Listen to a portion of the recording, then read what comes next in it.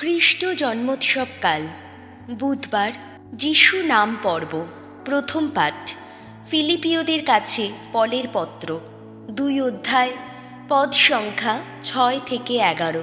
খ্রিস্ট যিশু স্বরূপে ঈশ্বর হয়েও ঈশ্বরের সঙ্গে তার সমতুল্যতাকে আঁকড়ে থাকতে চাইলেন না, বরং নিজেকে তিনি রিক্ত করলেন। দাসের স্বরূপ গ্রহণ করে তিনি মানুষের মতো হয়েই জন্ম নিলেন।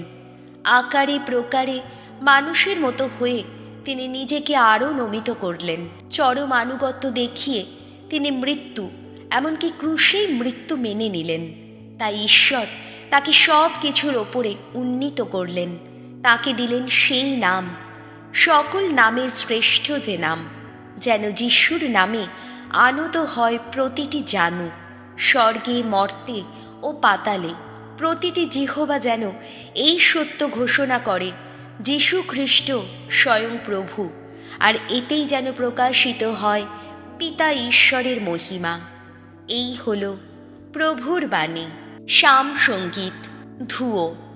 আজ সারা জগৎ পরিত্রাতার পেয়েছে দর্শন।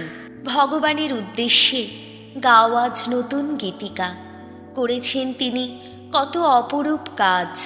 তার ওই ডান হাতের শক্তিতে, ওই পুণ্য বাহুরি শক্তিতে ত্রাণ কর্ম করেছেন তিনি। ধুয়ো।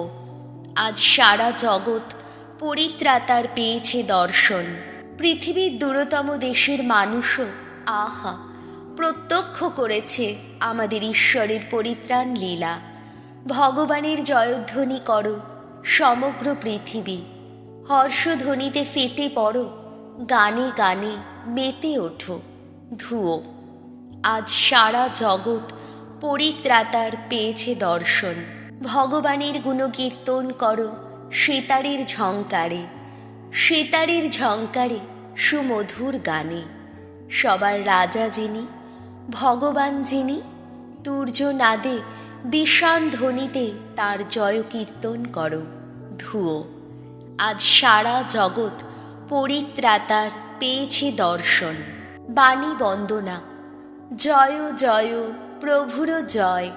স্বয়ং বাণী যিনি, মানব দেহে জন্ম নিলেন তিনি, বাস করলেন আমাদেরই মাঝখানে।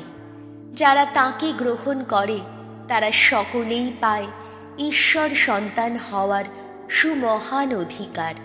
জয় জয় প্রভুর জয়। বাণী বন্দনা। মথি রচিত মঙ্গল সমাচার 1 অধ্যায় পদ সংখ্যা 18 থেকে 25। যিশু খ্রিস্টের জন্ম হয় এইভাবে। তার মা মারিয়ার বাগবিবাহ হয়েছিল যোসেফের সঙ্গে, কিন্তু তারা একসঙ্গে থাকার আগেই দেখা গেল মারিয়া গর্ভবতী। পবিত্র আত্মারই প্রভাবে তার স্বামী যোসেফ ধর্মনিষ্ঠ মানুষ ছিলেন। মারিয়ার দুর্নাম করতে না চেয়ে তিনি তাকে গোপনেই ত্যাগ করবেন বলে স্থির করলেন। তিনি এই সিদ্ধান্ত নিয়েছেন এমন সময় প্রভুর এক দূত স্বপ্নে তাকে দেখা দিয়ে বললেন, দাউদ সন্তান যোসেফ, তোমার স্ত্রী মারিয়াকে ঘরে আনতে ভয় করো না, কারণ সে যে সন্তান সম্ভবা হয়েছে তা পবিত্র আত্মারই প্রভাবে। সে এক পুত্র সন্তানের জন্ম দেবে। তুমি তার নাম রাখবে যিশু, কারণ তিনিই আপন জাতির মানুষকে তাদের পাপ থেকে মুক্ত করবেন। এ সমস্ত ঘটেছিল যাতে সত্য হয় প্রবক্তার মুখে উচ্চারিত প্রভুর এই বাণী, শোনো, কুমারী কন্যাটি হবে গর্ভবতী, সে এক পুত্র সন্তানের জন্ম দেবে। একদিন সবাই তাকে ইম্মানুয়েল নামে ডাকবে। নামটির অর্থ হল ঈশ্বর আমাদের সঙ্গেই আছেন। যোসেফের ঘুম ভেঙে গেলে প্রভুর দূত তাকে যা করতে বলেছিলেন তিনি তাই করলেন। তিনি তাঁর স্ত্রীকে ঘরে আনলেন। পরে তার স্ত্রী একটি পুত্র সন্তানের জন্ম দিলেন, অথচ স্ত্রীর সঙ্গে তার কোনো দৈহিক সম্পর্কই হয়নি। তিনি শিশুটির নাম রাখলেন যিশু।